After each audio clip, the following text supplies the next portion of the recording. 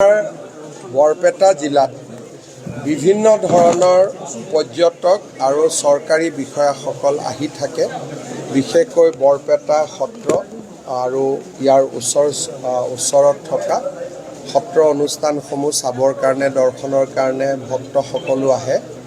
ইয়াৰ circuit হাউচটোৰ অৱস্থা অত্যন্ত বেয়া আছিলে আৰু মই 25 বছৰ ৰাজনীতি কৰিলোঁ। 25 বছৰত চাৰ্কিট হাউচটো যেনেকৈ থাকিছিল তেনেকৈ থাকিছিল, কোনো ইয়াৰ বিকল্প হোৱা নাছিলে। আমি বৰপেটাৰ পুৰণা আৱৰ্ত ভৱনটো ভাঙি ইয়াতে 20টা কোঠালিত আমি এটা নতুন আৱৰ্ত ভৱন বনালোঁ। 70জন ব্যক্তি বহিব পৰাকৈ ইয়াত কনফাৰেন্স হল এটাও হ'ল আৰু VIP ৰুম দুটা, বিশেষকৈ ৰাষ্ট্ৰপতি প্ৰধানমন্ত্ৰী থাকিব পৰা পৰ্যায়ত ইয়াত বনোৱা হৈছে আৰু আন 18টা কোঠাও ইয়াত থাকিব। এটা সুন্দৰ আৱৰ্ত ভৱন হ'ল। ভৱিষ্যতে আমি ইয়াত ইণ্টিগ্ৰেটেড DC অফিচ এটা কৰাৰো আমাৰ পৰিকল্পনা আছে আৰু নিশ্চিতভাৱে বৰপেটা জিলাৰ কাৰণে আজিৰ দিনটো এটা আনন্দৰ দিন। এটা কথা ৰৈ গৈছে, ধৰক এতিয়া বৰপেটা সত্ৰৰ বহুত সমস্যা আছে। বৰপেটা সুন্দৰীয়া গণপতি পাটবাহীগুটি সত্ৰখিনি মাটিবিলাক এতিয়াও বহুত ঠাইত বেদখল হৈ আছে। ইতিমধ্যে বটদ্ৰৱাত প্ৰকল্প আৰম্ভ হৈছে। পৰৱৰ্তী পৰ্যায়ত আপোনাৰ কি পৰিকল্পনা আছে?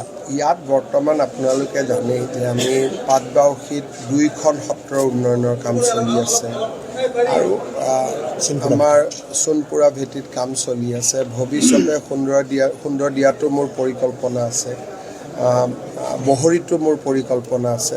কিন্তু এটা 5 বছৰে যথেষ্ট নহয় গোটেই কামবোৰ কৰাৰ কাৰণে। কিন্তু মোৰ পৰিকল্পনাৰ ভিতৰত আদি সত্ৰ হিচাপে বহৰী সত্ৰ মোৰ পৰিকল্পনাত আছে, সুন্দৰ দিয়া আছে আৰু আমাৰ গণকুচি, তাৰপিছত একেবাৰে মোৰ আমাৰ মধুপুৰলৈকে মোৰ পৰিকল্পনা আছে। গতিকে লাহে লাহে আমি কৰি গৈ থাকিম আৰু সত্ৰ আয়োগ গঠন হোৱাৰ পিছত সত্ৰৰ বেদখলসমূহৰ ক্ষেত্ৰতো তেওঁলোকেও সিদ্ধান্ত ল'ব পাৰিব আৰু বেদখল মুক্ত কৰাৰ অভিযান আমাৰ চলি থাকিব। এইবাৰ মই কৈছোঁ যে 1.5 লাখ বিঘা মাটি আমি মুক্ত কৰিলোঁ। অহাবাৰ আমি 5 লাখ বিঘা মাটি বেদখলৰ পৰা মুক্ত কৰিম। এইটো আমাৰ এটা আমি লক্ষ্য বান্ধি লৈছোঁ আৰু আমি কাম কৰি গৈ থাকিম। তাৰ সেই প্ৰশ্ন আজি অখিল গগৈ কিছু সময় পূৰ্বে ঘোষণা যে তেওঁলোকে 15খন বা 12খন আসনত নিৰ্বাচন খেলিব। আল্টিমেটলি তেওঁলোকৰ কংগ্ৰেছৰ সৈতে যিটো মিত্ৰতাৰ কথা কৈছিল সেই মিত্ৰতাটো শেষ হৈ গৈছে। অখিল গগৈৰ কথাক ধৰা বৰ্তা আজি কি কৈছে, অহাকালি ৰাতিপুৱা কি ক'ব, সেই কথাটো ধৰিবৰ কাৰণে বহুত টান। গতিকে মনোনয়ন পত্ৰ প্ৰত্যাহাৰৰ শেষ দিনটোলৈকে অখিল গগৈয়ে কি কৰিব কি নকৰিব সেই কথাটো আপোনালোকে খাটাং কৰি একো ক'ব নোৱাৰে। কিন্তু বিৰোধী য'ত থাকে থাকিব।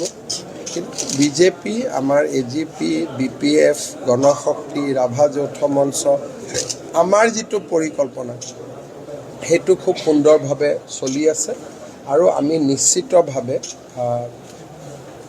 ৰাইজৰ আশীৰ্বাদত আমি চৰকাৰ গঠন কৰিব।